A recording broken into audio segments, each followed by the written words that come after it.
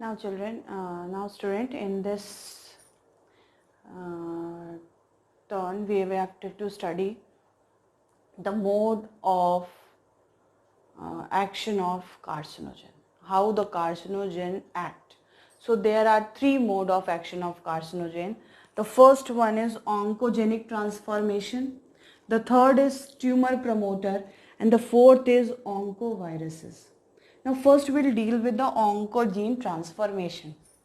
Actually what happened in it is suggested, it is said that in each and every organism or individual we have an inactive cancer causing gene which is present, and it is called as proto-oncogene. It is called as proto-oncogene, or it is also known as cellular oncogene,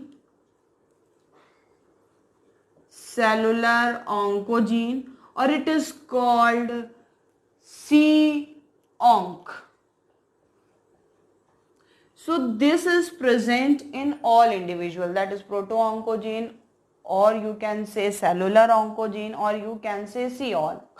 It is present in all individual, and these carcinogens cause and the carcinogens means maybe physical radiation, maybe chemical radiation, lead to the alteration in this gene. That is, you all know that gene will be present in DNA and they are in genetic material. If the transformation take place, or that is due to the mutation, the transformation take place. So these carcinogen will mutate the DNA and they'll convert these proto-oncogene into an oncogene. They convert the proto-oncogene into an oncogene, and these gene mutation lead to the formation of uncontrolled cell division which forms the tumor or a cancer. So the proto-oncogene is already present in us, but somehow when we'll come in exposure to the carcinogen, then the mutation may occur in our chromosome or in our DNA, and that lead to the formation of oncogene, that is inactive gene now become active, and this will lead to the uncontrolled cell division, and that will lead to the formation of cancer. The second is the tumor promoter.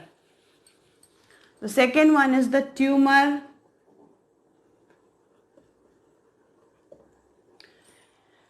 promoter. Actually these agents promote the proliferation or of the oncogenically transformed cell, that these will give them nutrition in extra amount. They will help in preparation of all the things that will needed for the cell division. So they will proliferate these oncogene, that so there will be a transformation of cell, and due to the transformation of cell there is the induced growth factor that induce the growth, and for this the growth factor and some hormone are required. As I have told, in the prostate cancer there is a hormone is required, that is the testosterone, and act as a hormone promoter. So that will lead in prostate gland there is a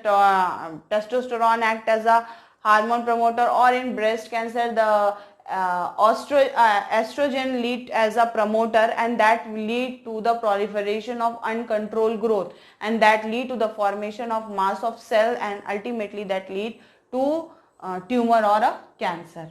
And the third one is oncoviruses, that is the cancer causing viruses.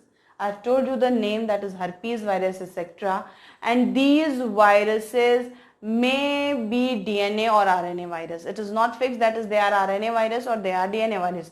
They may be RNA virus, they may be DNA virus, and So these show the development when they enter in our body. They changes the formation and they changes the DNA format of our body and convert and insert their oncogene in our body, in our cells. So they will start proliferating and multiplying in uncontrolled way, and these lead to the formation of cancer. So these are the three things, or the three mode of action by which the carcinogen will promote the formation of cancer in our body. That is, first by transformation of oncogene, they will transfer the oncogene from proto-oncogene into oncogenes, and second, they lead to the extra amount of release of the tumor promoters like testosterone or estrogen in a chemical form, or maybe they help in providing large number of large amount of nutrition to these things, so that these cells, so that they can proliferate and multiply